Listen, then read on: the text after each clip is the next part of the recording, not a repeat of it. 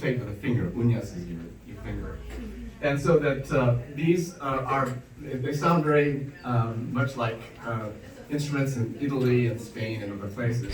But these ones are manufactured in the Philippines. And what's unusual about them is usually lutes have a rounded back.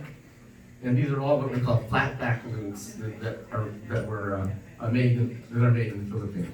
And then the photograph to the right is of a family rondalia, the Camarillos, who played at the Smithsonian Festival in 1986, and it's a family rondalia from Hilo. So you can see we're sort of like, we have a lot of little talent here in Hawaii. Absolutely. And I did mention it earlier, but I wanted to bring the attention to the photographs again, that many of them were taken from the State Foundation of Arts and Culture in Hawaii, from a project that was done in the 90s called Musics of Hawaii. And we worked with Lynn Martin to go to the archives, the Hawaii State Archives, and got the permissions to use these photographs. So you see those throughout the exhibition, as well as many of the other photographs from past East West Center performances as well.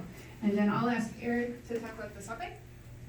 It's also worth mentioning again that this instrument collection began with Barbara Smith acquiring instruments in 1949, and then Professor Rick added significantly to the collection, and then over the years, everything from scholars and students on field work to artists themselves, whether here for community performances or sponsored by the East West Center, if the instruments were maybe bulky or large, or not so invaluable, the artists prefer to gift them to the collection here instead of taking them back home. So this is just maybe about 60 some odd instruments out of a collection of 2,500.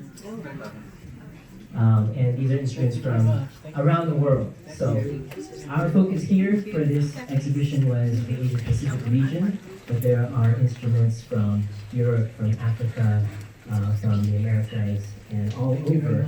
And make sure you don't leave today without an exhibit handout, which includes a schedule of Sunday events. This gallery is always free, and our Sunday talks are always free too. Sometimes they're films, sometimes they're panels, and sometimes they're talks like the one Kirk will give about the other treasures in the collection that weren't displayed here. I'm going to point to the sape here, another instrument that is uncommon here in Hawaii. This is the instrument on the right, this long-bodied wooden lute, often played with one string acting as a drone, and then melodies played on the others, plucked with the hands. And paired with that is a traditional shield from Sarawak. So these are part of Malaysian Borneo and in the Sarawak region. Pictured here is Matthew Naujau, who was here in 2017, I believe, as part of our exhibition titled Tree of Life, different motifs of the Tree of Life expressed in different cultures and communities. And some of those motifs exist on the instrument and the shield, and on my shirt, actually, is those Tree of Life designs. And a lot of musicians, as you know, are also visual artists, and Matthew was one of those who was also a painter, but also a draw the designs on his instrument. And we were lucky enough to have him come and perform for us as well. This instrument belongs to Matthew's teacher, actually, who was the first to come here and supported by Professor Smith to perform. And he left his instrument here, so it was a real treat for Matthew when the first time he came, maybe a dozen years ago, to Hawaii to find this instrument and to play on it, one belonging to his teacher. I'll also just mention quickly this crescent-shaped set of gongs from Thailand, and then in the corner there is the iconic Burmese harp. And the way the harp is shaped is supposed to represent the crocodile. You can really see it as it sits on the legs of the stand. And in this video, you'll also hear a demonstration of that harp being played. Within Burma, Myanmar, the traditional instruments extend from this cordophone that's very uniquely shaped with its own unique sound, to also kind of similar to this Thai gong is a cycle of gongs set in a horizontal circle around the player, which is also paired with a similar set of drums and all tuned from high to low. Always beautifully ornamented, like you see in this Thai instrument here. And then finally, right next to the door where you folks are standing are a small collection of photos and a description about Barbara Smith, Professor Emerita Barbara B. Smith, and her relationship to the East-West Center. We encourage you to read that to more fully understand why it is that we feel so strongly to honor her in the year of her 100th birthday. And I just want to say that this is the first of many events and activities that are planned throughout the year. Some people have a birthday, some people celebrate a birth week, maybe a month, but this we planned to be Barbara Smith's birthday year. And like Annie mentioned earlier, so much of the community at the university and East-West Center and stretching beyond throughout Hawaii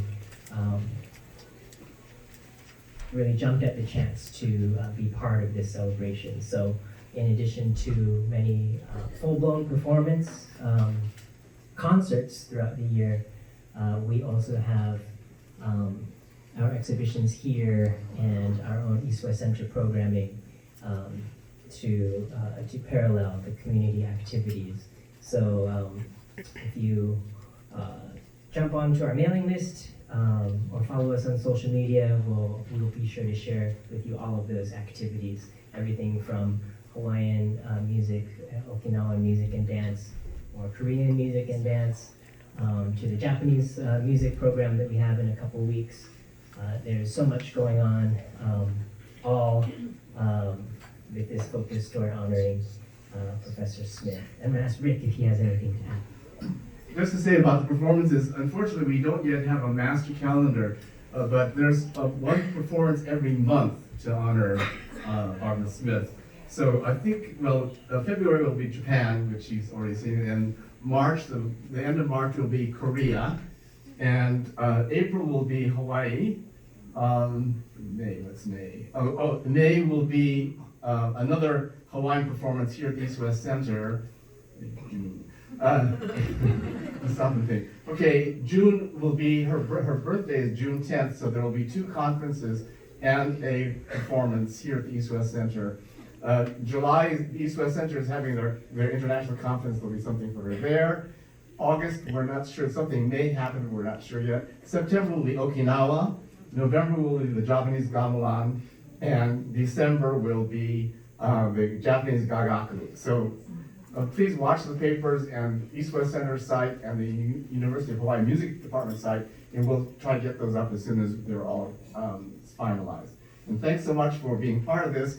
Barbara Smith is very, very shy, and she kept saying, don't do anything special. So that's why we had to put it in the corner, so she wouldn't see it. But please look at it, because she was a pioneer. She was the first haole and the first woman to be a one drummer in 1955, when it was all done by Japanese guys. And now, of course, it's highly integrated. So that there are a number of firsts that she was very much part of when she first came here, and saw how rich and multicultural Hawaii is and was and continues to be. Thank you. So the gallery is open until 4 p.m. I'm not sure. Looks like all the food is gone.